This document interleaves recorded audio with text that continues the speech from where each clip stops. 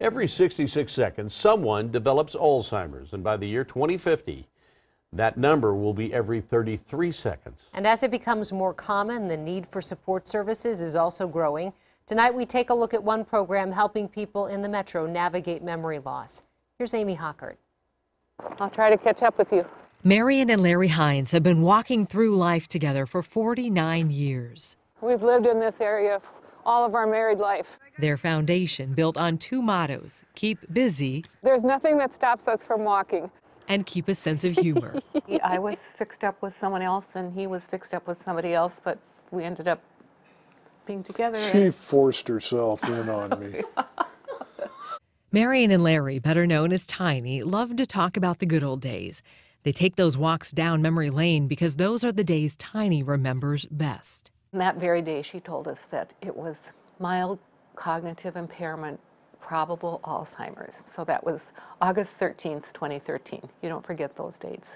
It was a devastating diagnosis that would be difficult to explain to friends and family. You get that picture of Alzheimer's and you get stereotyped. All of a sudden he turned dumb, and he certainly isn't dumb. Tiny is in the mild to moderate stage of Alzheimer's. His long-term memory is still sharp, but his short-term memory drops out. And he was driving to a ball game one morning, and I could see him on GPS, and I thought, oh, he missed his turn. And he ended up driving around and turning around because he just could not find the right exit. It's kind of frustrating, because I thought I still knew what I was doing, but in the back of my head I knew I didn't know anymore.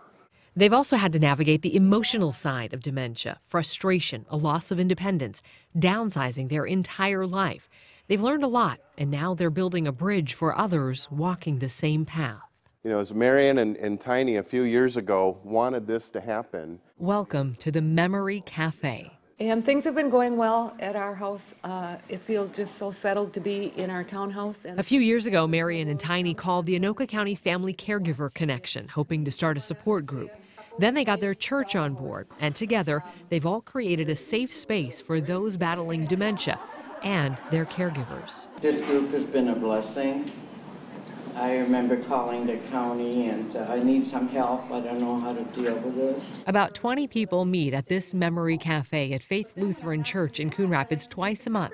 Some have been coming for years.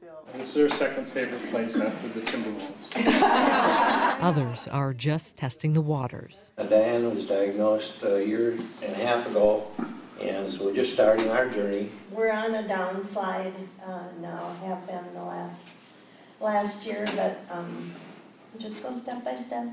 In just a few short years, this federal and county-sponsored, church-supported program has changed the lives of dozens of people. One of them is Donna Smith. The short memory is going faster than I thought it would. Donna and her husband David are regulars at the Memory Café. Donna doesn't fit the Alzheimer's stereotype. She's just 58 years old, diagnosed with dementia at 53. Her husband, now her caregiver. It's hard to explain, but it's like your brain is just like mush with nothing up there. And there's no, it's hard to carry on a conversation anymore. But when Donna comes to the Memory Café, David says something unexpected happens. She somehow finds the confidence to open up, and he gets to hear from his wife, who's still very much inside that shell. Oh, I don't know what I'd do if I didn't have him by me all the time. There's a lot of reluctant people in our group who are really grateful that they came, and just the camaraderie of our disease, and I call it ours because it is ours. Yeah, it is. That's true. And that is what sets the Memory Café apart. It's for both the diagnosed and the caregiver. It's time they can spend together, sharing without judgment, working on projects that stretch the corners of their minds.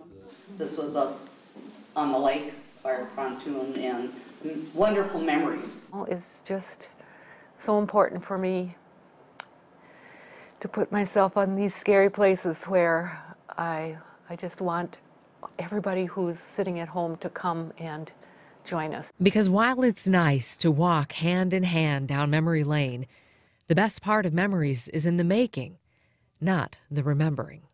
Amy Hockert, Fox 9.